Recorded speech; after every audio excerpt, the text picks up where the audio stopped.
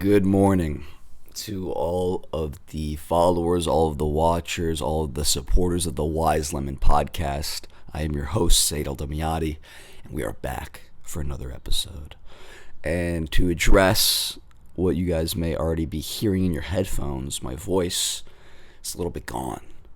And the reason why my voice is a little bit gone, because of the shirt I'm wearing, because of the club I support, and for those who are not huge football fans, soccer fans, a little bit of background. I know I spoke about this team that means very, very much to me, means a lot to me last week, maybe 2 weeks ago, talking about how we were on the cusp of doing something we have never done in the past 20 years, which was winning the Premier League title, being the champions of England. And yesterday we had the opportunity to do something not that we hadn't done in 22 years, something we had never done ever, and that would to be the champions of Europe in a tournament called the Champions League. Unfortunately, yesterday Arsenal played a team called Paris Saint-Germain, PSG, in Budapest and lost in penalties. I had doubts over if I wanted to do this today. Because as silly as it may sound, this team that I care for so much has been a staple in my life. I always love playing sports, and I enjoy watching sports to a certain extent, but the sport that I've always enjoyed watching the most has always been football, and it's always been Arsenal. Unfortunately, this wasn't our time, but nonetheless, we remain optimistic, and we look forward to the future. And just watching the game and thinking about my overall fandom for this team, a couple of things came to mind that I wanted to share with you. First of all, I was just kind of thinking about sports in general and why people love sports so much, why I love sports so much, whether you're playing, watching, like what is it about sports that is infectious and it's universally loved? And for me, one of the things that I kind of took away from it, or one of the things I was thinking about, was the idea it's like maybe it's in a narrow application in a purely physical sense, but you're watching people strive to be the best versions of themselves. Whether it's a runner trying to shave off some seconds, a basketball player trying to round out their game, whatever the case may be, they are in a constant state of self-improvement and have that kind of mentality to be competitive and try to win. And I think that is a very, very, very, very deep and instinctual in the human species. And the fact that you're able to channel what could be perceived as potentially aggressive or just really physical behavior into something that doesn't hurt anybody usually and brings that sort of camaraderie and that teamwork and that respect and learning how to win, learning how to lose. There's so many things that sports teaches you, and whether you're watching it, whether you're playing it, it's an incredible thing. It's a beautiful thing, and it's amazing. And one of the things that I was talking to one of my friends, very good friend of mine, Jared Adler, shout out to the doctor, he knows who he is, about watching sports and the experience about watching sports. And there's something about it, as somebody, as myself, I always wanted control. I always want to be in control of my situation, in control of my circumstances. And as much as you like to think, regardless of how superstitious you are, that maybe you're making a difference because, you're wearing your lucky socks, or I got my jersey on and my scarf, or whatever the case may be, you have no control. You have to sit there and just deal with the outcome of the match. And you might think, oh, I'm helping them in some way, shape, or form, or me watching the game helps, or whatever. But at the end of the day, truly, it's completely out of your control, and you have to just sit there and observe. And in the beginning, that can be difficult, but there is something freeing in that as well, which I think is a beautiful thing.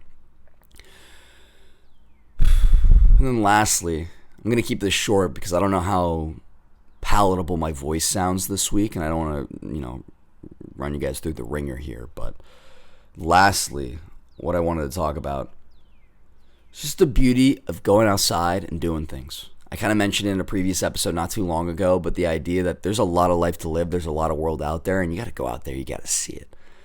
And the value of friends and what friends mean in that experience is completely everything. And I mean, I've said it before on this podcast where the best gift God ever gave me was my family.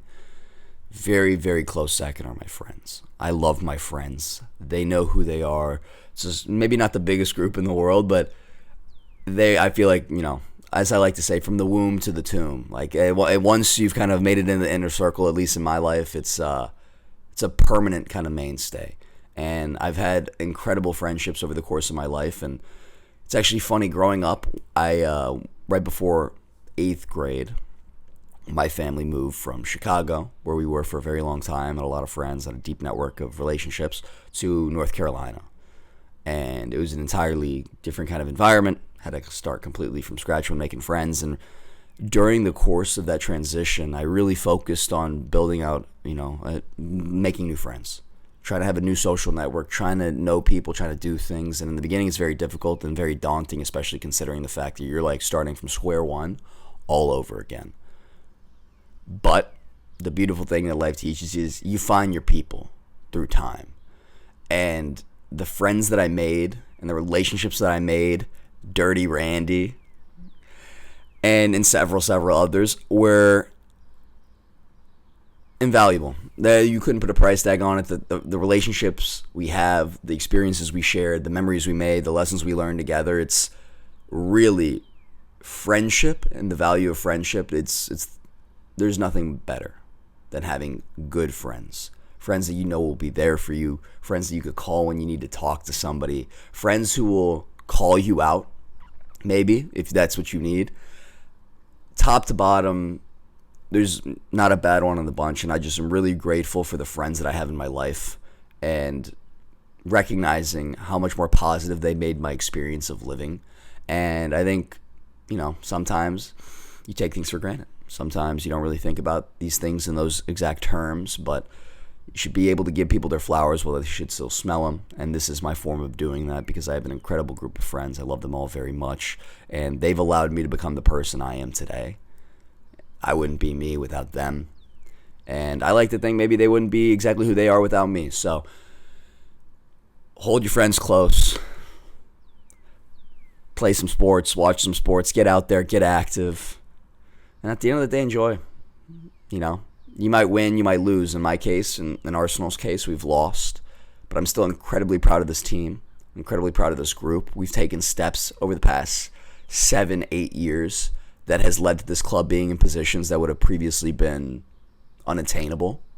Shout out to the Mikel Artetas of the world. Shout out to Bukayo Saka, Declan Rice, William Saliba, Big Gabby. He missed a penalty. We still love you. Eberici Eze. It's the name and number on the back of my jersey right now. You will come back. You will be stronger for this. And at the end of the day, I've mentioned this before, these challenges, they don't happen to you. They happen for you. They were put in your path by God to allow you to become the person you were meant to be. And when you truly believe that and you have that faith, nothing can stop you. I love Arsenal Football Club, and I love you all very much. Thank you for tuning into another episode of the Wise Lemon Podcast. Until next week, adios.